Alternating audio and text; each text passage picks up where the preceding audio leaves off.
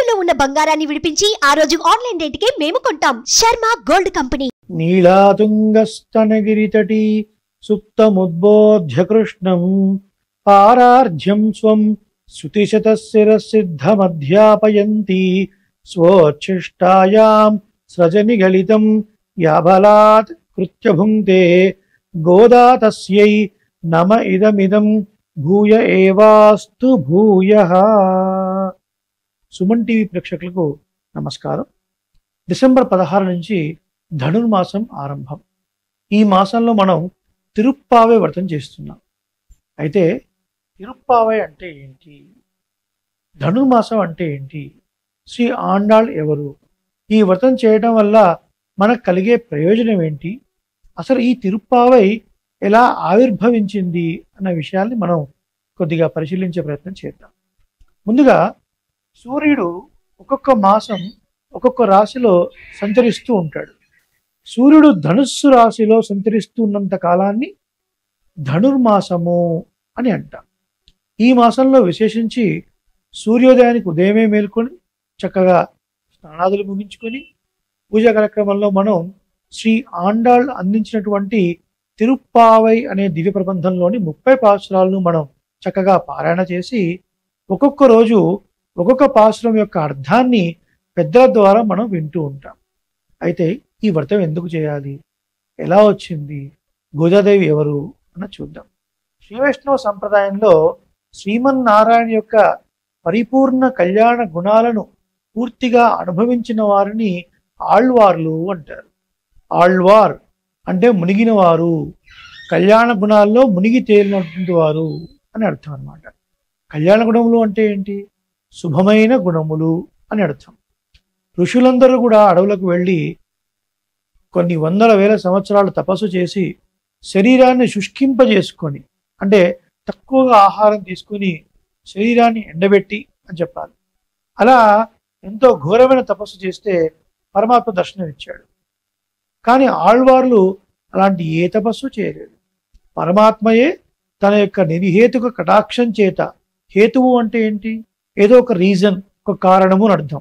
ఏ కారణం లేకుండా పరమాత్మే వీళ్ళని అనుగ్రహించి తన యొక్క దివ్యమంగళ విగ్రహాన్ని స్వరూప రూప గుణ విభవ చేష్టితములను ఆళ్వార్లకు దర్శింపజేశాడు. అలా దర్శించినటువంటి ఆళ్వార్లు ఆ ఆనందాన్ని తమలో ఇముడ్చుకోలేక బయటికి వాక్కు రూపంలో చెప్పారు.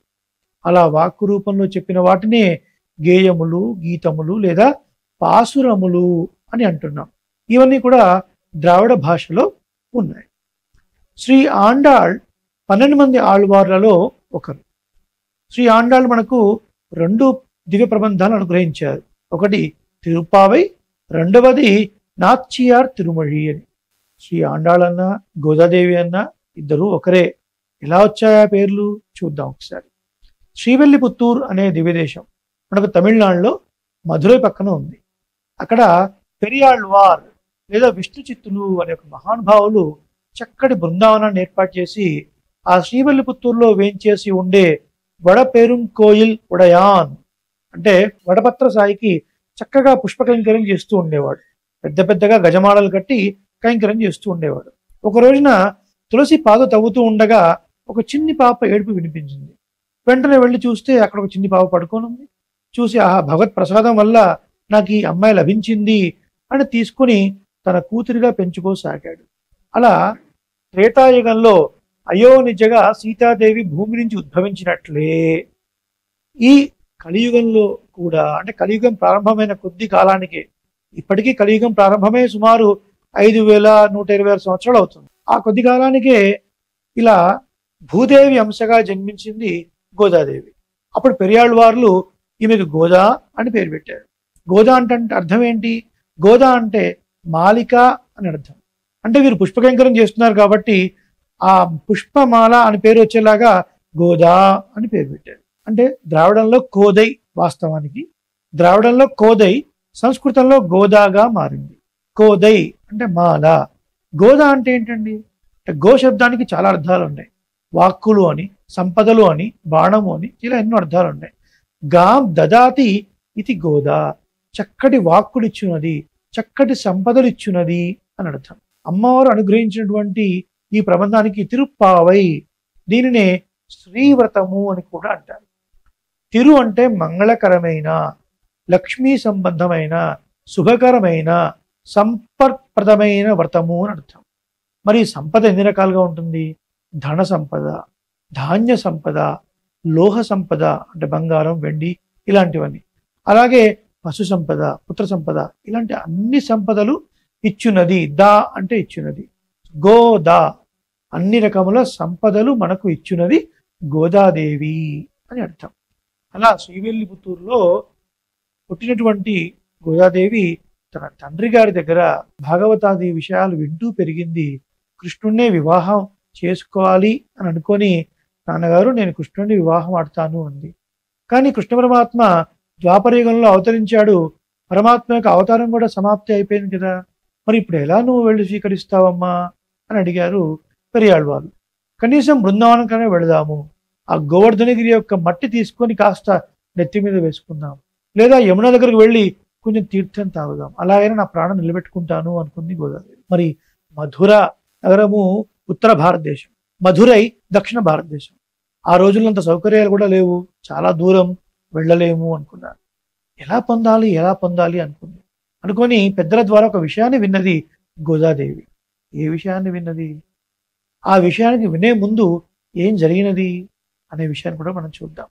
పెరియాళ్వార్లు చక్కటి పూలమాలను కట్టి ఆ వడపరింకోయిల్ ఉడయాన్ వారికి సమర్పిస్తూ ఉండేవారు.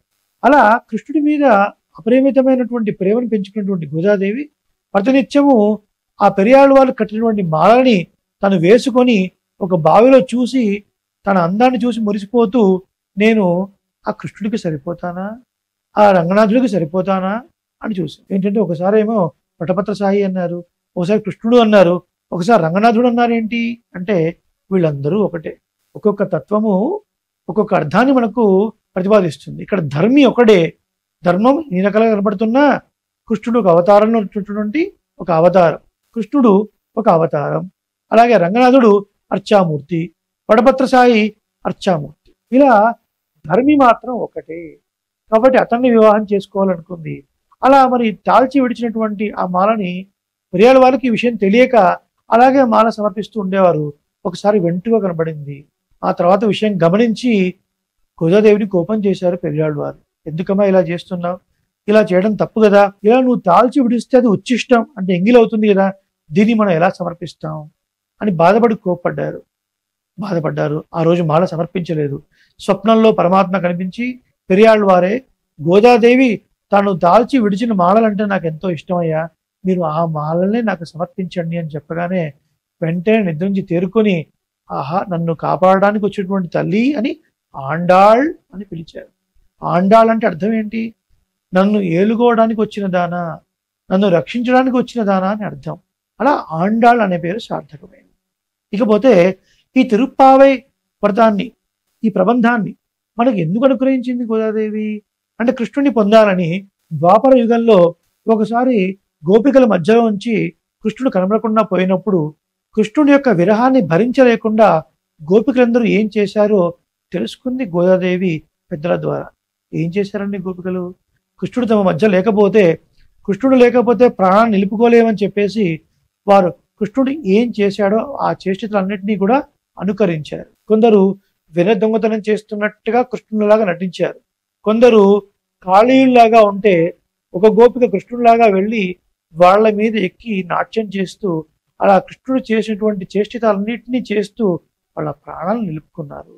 ఇలా కృష్ణుడిని అనుకరించారు అని తెలుసుకుంది గోదాదేవి. ఆ తర్వాత కొంతకాలానికి కృష్ణుడి యొక్క తుంటరి చేష్టితములు పెరుగుతూ ఉంటే ఆ రేపలలో ఉన్నటువంటి గోప వృద్ధులు మన ఆడపిల్లల్ని కృష్ణుడితోని కలవనీయొద్దు అనుకున్నారు అని వాళ్ళని నేలమాళిగల్లో అంటే అండర్ గ్రౌండ్ లో బంధించేశారు. మీరు కృష్ణుడిని కలవడానికి వీలు లేదు అని. 5 లక్షల మంది గోపికలు. కొంతకాలం తర్వాత ఇంకా వీరు కృష్ణుడిని కలవాలని గోపికలు చూస్తున్నారు, గోపికల్ని కలవాలని కృష్ణుడు ఆలోచిస్తున్నాడు, కానీ కలిసే అవకాశం లేదు. భగవత్ సంకల్పం చేత కొంతకాలానికి కరువు ఏర్పడింది, వర్షాలు పడకుండా. ఏమండి, భగవంతుడు ఉన్న చోట కరువు కటకాలు వస్తాయా? పవిత్రాణం పవిత్రయ్యో మంగళానాంచ మంగళం అన్నాం కదా. మరి అలాంటప్పుడు ఆ భగవంతుడు ఉన్నటువంటి ప్రదేశంలో కరువు వచ్చే అవకాశం లేదు కదా. ఎలా వచ్చింది అంటే పరమాత్మ యొక్క సంకల్పం చేత. అప్పుడు ఈ గోపవృద్ధులందరూ కలిసి ఓహో మనం ఒక వ్రతం చేయాలి అని నందగోపుడి దగ్గరికి వెళ్ళి, నందగోపాల మీ కన్నపిల్లలందరితో కలిపి ఒక వ్రతం చేస్తే మనకు వర్షం పడుతుంది అన్నారు. అప్పుడు నందగోపుడు మీరు కృష్ణుని వెళ్ళి అడగండి అన్నారు. వాళ్ళందరూ వెళ్ళి కృష్ణుని అడిగారు. మరి ఇన్నాళ్ళు కలవనీలే కదా, ఇప్పుడు వెంటనే ఒప్పుకుంటే అనుమానం వస్తుందని, అబ్బే నా వల్ల కాదండి అన్నారు. ఆ తర్వాత బతిలాడారు. ఆ తర్వాత కృష్ణుడు సరే అన్నాడు. గోపికలందరూ కలిశారు. కృష్ణుడు అన్నాడు, ఇన్నాళ్ళకి మనం కలిసాం, రేపు పొద్దున మీ అందరి చేత ఆ వ్రతం నేను చేయిస్తాను, మీరు త్వరగా వెళ్ళి పడుకోండి అన్నారు. అప్పుడు అందరూ గోపికలు వెళ్ళారు. తెల్లవారుతోనే, ఇంకా తెల్లవారకన్నా ముందే కొంతమంది గోపికలు లేచి లేవని గోపికలను లేపుకుంటూ అందరూ కలిసి కృష్ణుడిని చేరడం, కృష్ణుడు ఆ వ్రతానికి కావాల్సినటువంటి సామాగ్రిని ఇవ్వడం, కృష్ణుడు దగ్గరే ఉండి ఆ వ్రతాన్ని చేయటం, తద్వారా ఆ గోపవృద్ధులకు కావాల్సినటువంటి వర్షం పడడం, గోపికలకు కావాల్సినటువంటి కృష్ణుడు కూడా లభించడం, ఇవన్నీ విని గోదాదేవి కూడా గోపికల్లాగా అనుకరించింది. బ్రాహ్మణ స్త్రీ అయినప్పటికీ కూడా గోపికల లాంటి ఒక మాట, వాళ్ళ కట్టు బొట్టు నడక, వాళ్ళ మాట తీరు, ఆఖరికి ఆ గొల్ల వాసన కూడా వచ్చిందండి. దీనికే భావన ప్రకర్ష అంటారు. అంతగా లీనమైపోవడం వల్ల గొల్లకులంలో వారి వద్ద ఉండేటువంటి ఆ నెయ్యి వాసన కూడా గోదాదేవి దగ్గర నుంచి వచ్చేదట. అంతటి భావన ప్రకర్ష. అలా శ్రీవల్లిపుత్తూరులో తను ఉంటూ ఆ దివ్యదేశాన్నే రేపల్లెగా భావించి, ఆ వటపత్ర సాగినటువంటి దేవాలయాన్ని నందగోపుడి భవనంగా భావించి, వటపత్ర సాయనే కృష్ణుడిగా భావించి, తన తోటి మిత్రులనే చెలికత్తలనే గోపికలుగా భావించి ఒక్కొక్క రోజు ఒక్కొక్క పాశురాన్ని ఇచ్చి 30 పాశురాల దివ్య ప్రబంధంగా మనకు అనుగ్రహించింది గోదాదేవి. ఈ ధనుర్మాసంలో సత్వగుణ ప్రధానమైనటువంటి ఈ ధనుర్మాసంలో మనం ఈ 30 పాశురాలను చక్కగా అనుసంధానం చేసి భోగి రోజున మనం గోదా రంగనాథుల కళ్యాణాన్ని తిలకించినట్లయితే గోదాదేవి ఎటువంటి గొప్ప భాగ్యాన్ని పొందిందో అటువంటి భాగ్యాన్ని, అంటే ఈ లోకంలో ఉండగా సిరి సంపదలకు లోటు లేని ఒక జీవితాన్ని, శరీరాన్ని విడిచిపెట్టిన తర్వాత మోక్షాన్ని మనం పొందుతాము. ఇది సూక్ష్మంగా తిరుప్పావే వ్రతంలో ఉన్నటువంటి ఒక గొప్ప విషయము. మనము ఒక్కొక్క పాశురాన్ని ఒక్కొక్క రోజు చక్కగా భాగవత ఆచార కటాక్షంతో సేవించే ప్రయత్నం చేద్దాం. అనేక ధన్యవాదాలు. జయ శ్రీమన్నారాయణ. శ్రీమతే రామానుజాయ నమః. అనేక మంగళాశాసనాలు.